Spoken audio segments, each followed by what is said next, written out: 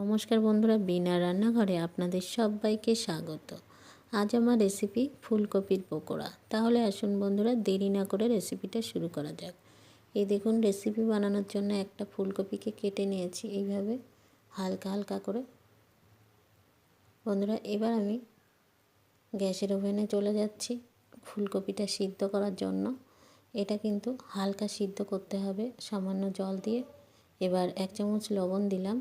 এবার ফুলকপিটা আমি ঢেলে 5 মিনিট ঢাকা দিয়ে রাখবো সিদ্ধ হওয়ার জন্য।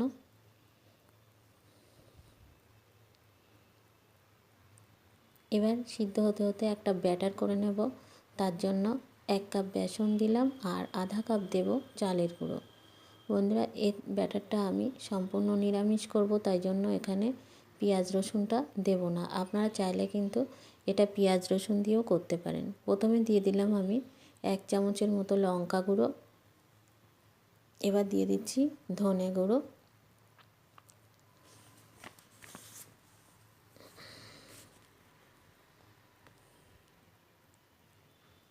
এবার দিয়ে দেবো পরিমাণ মতো লবণ, হলুদ।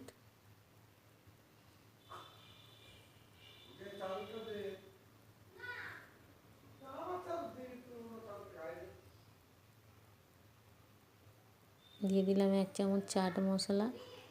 ভালো করে দেখুন বেসনের সাথে মিশিয়ে নিয়ে অল্প অল্প জল দিয়ে ব্যাটারটা তৈরি করে নেব।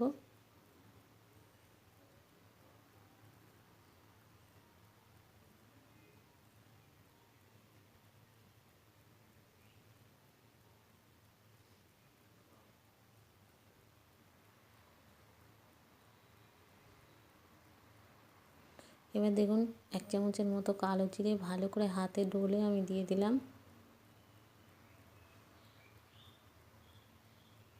এবার ব্যাটারটা আমি 5 মিনিট ঢেকে রাখবো। এবার দেখি ফুলকপিটা কতটা সিদ্ধ হয়েছে।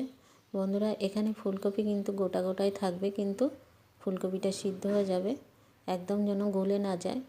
এবার জলটা ঝরিয়ে আমি কড়াইটা আবার বসিয়ে দিলাম। এবার পরিমাণ মতো তেল দিয়ে দিচ্ছি। বন্ধুরা, আমি অনেক দিন তোমাদের সাথে গান করিনি, তাই জন্য ভাবলাম আজকে ছোট্ট করে একটা গান করে শোনাবো। এবার দেখুন ব্যাটারের মধ্যে ফুলকপিগুলো দিয়ে দিচ্ছি। দিয়ে ব্যাটারে আমি একটু সামান্যভাবে হাত নাড়িয়ে নাড়িয়ে দেখুন ফুলকপিগুলো কিন্তু একদমই ভাঙবে না। এইভাবে আমি ব্যাটার দিয়ে চুবিয়ে আমি তেলের মধ্যে পকোড়াগুলো ভেজে নেব। ভাজতে ভাজতে তোমাদের সাথে একটা ছোট্ট গান আমি শেয়ার করছি। তীর বেধা পাখিয়া গাইবে না গান, ভুলে গেছে জীবনের হাসি কলতান। তীর বেধা পাখিয়া গাইবে না গান, হাসি ছিল গান ছিল সাথী ছিল সাথে, বুঝিনি তো তীর ছিল নিয়তির হাতে। হাসি ছিল গান ছিল সাথী ছিল সাথে, বুঝিনি তো তীর ছিল নিয়তির হাতে। দুদিনের মধু মেলা হলো অবসান, তীর বেধা পাখিয়া গাইবে না গান। বন্ধুরা, দেখুন পকোড়াগুলো আমার সব ভাজা হয়ে গেছে। এবার দেখুন তুলে নিচ্ছি। বন্ধুরা, এই ফুলকপির পকোড়া কিন্তু ফুলকপিটা সবসময় এখন শীতকালে সবসময়ই পাওয়া যাচ্ছে। আর ফুলকপির পকোড়া করতে কোনো অসুবিধা নেই। আপনারা যে কোনো সময় ফুলকপি বাজার থেকে কিনে এনে কিন্তু এই পকোড়াটা করে খেতে পারেন।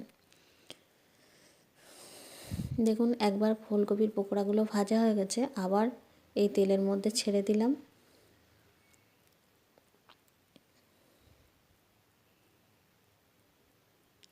বন্ধুরা এই ফুলকপির পকোড়া কিন্তু চা কিংবা কফি কিংবা ডালের পাতে এবং টিফিনের সাথে সস দিয়েও বাচ্চাদের কিন্তু খুব ভালো লাগে খেতে। আর আপনাদের যদি প্লিজ ভালো লাগে এই ফুলকপির পকোড়া, আপনারা বাড়িতে প্লিজ বানিয়ে খাবেন আর আমাকে কমেন্ট করতে ভুলবেন না। দেখুন বন্ধুরা ফুলকপির পকোড়াগুলো কত সুন্দর হচ্ছে, সবগুলোই ভাজা হয়ে গেছে। বন্ধুরা ভালো লাগলে লাইক কমেন্ট শেয়ার করো আর ভালো থেকো, সুস্থ থেকো।